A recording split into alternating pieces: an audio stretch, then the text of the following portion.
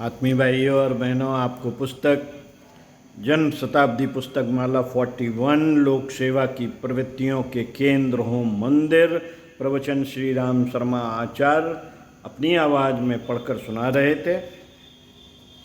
इसी क्रम पिछले वीडियो के क्रम में इसी पुस्तक के पृष्ठ 11 से पढ़कर सुनाते हैं। यह सोच भी बदले। मित्रों, जो व्यक्ति ऐसा ख्याल करते हैं कि भगवान निराकार है, उसकी मूर्ति पूजा की जरूरत नहीं है, उन लोगों से भी मेरी यह प्रार्थना है कि वे उस शक्तिशाली माध्यम की उपेक्षा न करें। ये मंदिर हिंदू धर्म की श्रद्धा के केंद्र हैं, उनको अब दिशा दी जानी चाहिए, नया मोड़ दिया जाना चाहिए। अब उनका विरोध करने की जरूरत नहीं रही। किसी जमाने में ऐसा रहा होगा कि लोगों के मनों में मूर्ति पूजा की बात जो गहराई तक जम गई थी, उसको कमजोर करने के लिए संभव है किसी ने मंदिर का विरोध किया हो और यह कहा हो कि इसमें मूर्ति पूजा की जरूरत नहीं है। उस आधार पर धन खर्च करने की जरूरत नहीं है। हो सकता है किसी जमाने में धर्म सुधारकों ने अपनी बात समय के अनुरूप कही हो, लेकिन मैं अब यह कहता हूं कि हिंदुस्तान में गांव-गांव में छोटे बड़े मंदिर बने हुए हैं, उनको आप उखाड़िएगा क्या? भगवान राम और भगवान श्री कृष्ण, जिनको हमारी असंख्य जनता श्रद्धापूर्वक प्रणाम करती है, क्या उनका आप विरोध करेंगे, निंदा करेंगे क्या? नहीं, अब यह गलती नहीं करनी चाहिए। अब यह गलती नहीं करनी चाहिए। साथियों, ठीक है, जैसा भी अब तक चला आ रहा है उसे अब हमें सुधार की दिशा में मोड़ देना चाहिए। यह एक बहुत बड़ा काम है। विरोध करके नई चीज को खड़ा करना कितना मुश्किल है। एक चीज को गिराया जाए और फिर एक नई इमारत बनाई जाए, इसकी अपेक्षा यह क्या बुरा है कि जो बनी बनाई इमारत है उसको हम ठीक तरीके से इस्तेमाल करना सीख लें और उसी को काम में लाएं। मंदिर को अगर ठीक तरीके से काम में लाया जा सकता हो और उनमें लगी पूंजी को ठीक तरीके से इस्तेमाल किया जाता रहा हो और इन दोनों का उपयोग लोक मंगल के लिए किए जाता रहा हो, उनमें ऐसे पुजारियों की कार्यकर्ताओं की नियुक्त की जा सकती हो जो अपना 1-2 घंटे का समय पूजा पाठ में लगाने के बाद बचा हुआ सारा समय समाज को ऊंचा उठाने में लगाएं। तो मैं यह विश्वास के साथ कह सकता हूं कि सरकार और दूसरी संस्थाओं के द्वारा जो लंबे लंबे प्लान योजनाएं बनती हैं, धन लगाती हैं, कार्यकर्ता नियुक्त करती हैं, फिर भी सारी योजनाएं असफल हो जाती हैं। उसकी तुलना में यह योजना इतनी बड़ी, इतनी महत्वपूर्ण, इतनी मार्मिक और सार्थक है कि हम राष्ट्र को पुनः उसके शिखर पर पहुंचा सकते हैं, पुनः उसके उच्च शिखर तक पहुंचा सकते हैं, राष्ट्र का कायाकल्प कर सकते हैं ये देवालय, ये मंदिर। साथियों, इसके लिए हमें केवल मंदिरों की दिशाएं मोड़ने की जरूरत है, लोगों को समझाने की जरूरत है, प्रचार करने की जरूरत है, धमकाने की जरूरत है। अगर ये काबू में ना आते हो तो घेराव करने से लेकर बहिष्कार करने तक की जरूरत है और यह समझाने की जरूरत है कि इस धन का और इमारतों का हम अपव्यय नहीं होने देंगे। मंदिरों को हम अंधश्रद्धा का केंद्र नहीं बनने देंगे। हम धर्म भीरुता का पोषण करने वाले केंद्र के रूप में नहीं, और इन्हें धर्म की स्थापना का केंद्र बनाएंगे। यदि इन मंदिरों को धर्म की स्थापना का केंद्र बनाया जा सका तो राष्ट्र की महती आवश्यकता पूरी की जा सकती है। तब नया युग लाने में, नया समाज बनाने में और समाज की विकृतियों को दूर करने में और एक समर्थ राष्ट्र, समर्थ समाज बनाने के लिए इतने बड़े साधन हमारे हाथ सहज ही लग सकते हैं। इन बने बनाए साधनों को विवेकशीलों को अपने अधिकार में, कब्जे में लेना ही चाहिए और उनको वह दिशा देनी चाहिए जिसमें कि भगवान वास्तव में प्रसन्न हो, वह दिशा देनी चाहिए। भगवान की जो सद्वृत्तियां इस विश्व में फैली हुई हैं, जिनसे की शांति आती है और धार्मिक भावना की वृद्धि होती है और समाज समृद्ध होता है, उन भावनाओं को आगे बढ़ाने के लिए मंदिरों को केंद्र बनाया ही जाना चाहिए ताकि वास्तविक भगवान अपनी वास्तविक पूजा को देखकर प्रसन्न हो जाए और भक्ति करने, पूजा पाठ करने का उद्देश्य लोगों को प्राप्त हो सके और लोग उसका समुचित फायदा उठा सकें। यह करने की बहुत अधिक आवश्यकता है और हमको करना चाहिए। मंदिरों को जनसाधारण का केंद्र बनाया जाना चाहिए, उनका कायाकल्प किया जाना चाहिए। इतना करना यदि संभव हो गया तो समझना चाहिए कि हमने लोक मंगल के क्षेत्र में एक बहुत बड़ी मंजिल पूरी कर ली और बहुत बड़े साधनों को हमने अपने आप में इकट्ठा कर लिया। साथियों, मंदिर जन जागरण के केंद्र बने।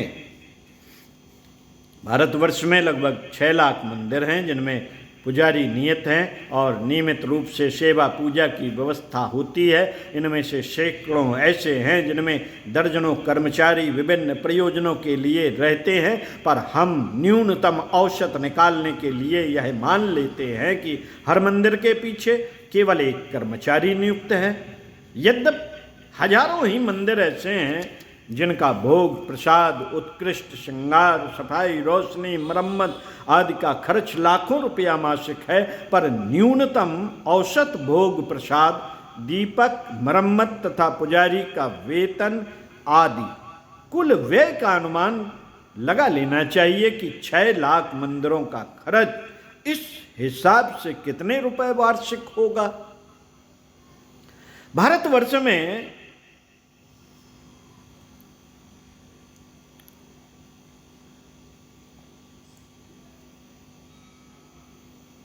56,07,169 गांव और 2,690 शहर, कुल मिलाकर इनकी संख्या 6 लाख होती है। इनमें हर जगह एक मंदिर का हिसाब तो मानना ही चाहिए। मामूली गांवों और कस्बों में कई कई संप्रदाय के, कई देवताओं के कई मंदिर होते हैं। बड़े शहरों में तो उनकी संख्या सैकड़ों होती है। फिर भी औसतन हर गांव के पीछे एक का औसत मान लिया जाए तो इनकी संख्या भी 6 लाख हो जाती है। हर मंदिर के पीछे कई कई कर्मचारी होते हैं, पुजारी, महंत, मुनीम, चौकीदार, माली आदि। कितने ही बड़े मंदिरों में तो सैकड़ों कर्मचारी काम करते हैं, 2-2, 3-3 तो हजारों में होंगे। फिर भी न्यूनतम एक पुजारी हर मंदिर के पीछे मानना ही होगा। इस प्रकार 6 लाख मंदिरों में 6 लाख पुजारी हो गए। ये सब गृहस्थ होते हैं। इन उद्योगों में लगे हुए व्यक्तियों के घर वाले भी अपने काम धंधों में सहायक होते हैं। किसान, जुलाहे, धोबी, पशुपालक आदि प्रायः सभी उद्योगों में उनके परिवार का भी श्रम सहयोग रहता है। पुजारियों के परिवार में 4-6 व्यक्ति हो सकते हैं, पर कम से कम एक व्यक्ति तो ऐसा मानना ही चाहिए जो उनके कार्य में थोड़ा सहयोग दे सके। इस प्रकार 6 लाख वे सहायक यूं हो जाते हैं। यदि परिवार का व्यक्ति सहायता न भी करे तो भी यह मानना होगा कि बड़े मंदिर में एक ही व्यक्ति कई एक ही व्यक्ति नहीं, कई कई भी होते हैं। 6 लाख मंदिरों के पीछे 12 लाख व्यक्तियों का श्रम लग जाता है। यूं साधारण श्रमिकों की अपेक्षा भोजन, वस्त्र, दक्षिणा, वेतन, मुफ्त निवास आदि का प्रबंध रहने से पुजारी का खर्च कहीं अधिक होता है, पर औसतन खर्च का हिसाब लगाना चाहिए। इसमें पूजा उपकरण, भोग प्रसाद, पुजारी का वेतन, फूल, दीपक आदि मान लिया जाए तो यह रकम कितनी होगी? 6 लाख मंदिरों में कितना वार्षिक खर्च बैठता है? वस्तुतः कई गुना अधिक होता होगा, क्योंकि पूरे देश के मंदिरों में से कई का खर्च लाखों रुपया महीना है। ऐसे ऐसे हजारों मंदिर देश में मौजूद हैं। 6 लाख मंदिरों की इमारती लागत कितनी होती है? मंदिरों का खर्च चलाने के लिए स्थायी फंड सर्वत्र है। किसी मंदिर से कृषि लगी हुई है, किसी से मकान जायदाद, किसी के पास नकदी के रूप में स्थिर कोष है। यह पूंजी कितनी होगी? यह रकम भी निर्माण पूंजी के बराबर ही हो जाती है। मंदिरों का इमारती मूल्य और स्थिर पूंजी दोनों को मिलाकर कितना धन हो जाता है? यदि इसका हिसाब लगाया जाए तो धनराशि खरबों में जाएगी, खरबों में जाएगी। मित्रों, यह धनराशि खरबों में जाएगी। यह सामर्थ्य व्यर्थ नष्ट न हो। यदि विशाल जनशक्ति, इतनी विशाल जनशक्ति और इतनी विशाल धनशक्ति का यदि राष्ट्रीय पुनरुत्थान में ठीक तरह उपयोग हो तो उसका परिणाम जादू जैसा हो सकता है। मंदिरों की शक्ति भौतिक विकास में खर्च नहीं की जानी चाहिए, न की जाए, पर बौद्धिक, भावनात्मक, सांस्कृतिक एवं नैतिक कार्यक्रम भी क्या कम है? देश को इन दिशाओं में भी अभी बहुत काम करना है। देश जिस आर्थिक एवं भौतिक दृष्टि से पिछड़ा हुआ है, उससे अधिक भावनात्मक दृष्टि से पीछे रह गया है। शिक्षा का घोर अभाव है। मनुष्य के बौद्धिक दिमाग से कम साक्षरता की आवश्यकता को पूरी करनी ही होगी। सामाजिक कुरीतियों ने हमें नैतिक दृष्टि से खोखला एवं दिवालिया बनाकर रख दिया है।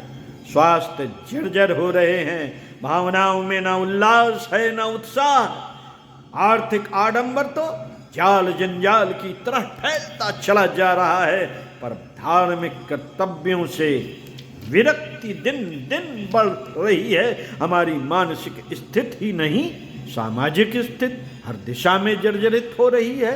इसके सुधार एवं पुनर्निर्माण में मंदिरों में लगी हुई विशाल जनशक्ति को यदि सुनियोजित किया जा सके तो हमारा कायाकल्प ही हो सकता है। भौतिक विकास की योजनाएं सरकार बनाए, यह कार्य उसका है, पर मानसिक एवं भावनात्मक निर्माण तो धर्मतंत्र के माध्यम से ही हो सकता है। भौतिक विकास तभी पूर्ण होगा जब लोग भावनात्मक दृष्टि से परिष्कृत हो चलें। यदि भाग्यवाद, पलायनवाद, आलस्य, अकर्मण्यता, अनुत्साह, संकीर्णता, स्वार्थपरता, सामाजिक असहयोग जैसे दुर्गुणों से मनोभूमि ग्रसित बनी रही तो भौतिक उन्नति के सारे प्रयास निष्फल चले जाएंगे। जो कमाई बढ़ेगी वह दुर्गुणों में खर्च कर दी जाएगी। फिर कैसे गरीबी दूर होगी? फिर कैसे गरीबी दूर होगी? असंयमी लोग दवा दारू का अधिक प्रबंध होने पर भी रोगग्रस्त रहेंगे। इसलिए राष्ट्रीय विकास के लिए जहां भौतिक प्रयत्नों की आवश्यकता है, वहां यह भी कम आवश्यक नहीं कि जनमानस का भावनात्मक परिष्कार किया जाए। और यह प्रयोजन सरकार नहीं वरन धर्म संस्थाएं ही पूर्ण कर सकती हैं। मंदिर संस्थाओं में लगी हुई जनशक्ति और धन शक्ति को यदि इस कार्य में लगाया जा सके तो महत्वपूर्ण आवश्यकता सहज ही पूरी हो सकती है। साथियों, इसी क्रम को आगे बढ़ाते हुए मिलते हैं अगले वीडियो में, इसी पुस्तक के पृष्ठ 21 से मंदिर और उसका मूल प्रयोजन क्या है।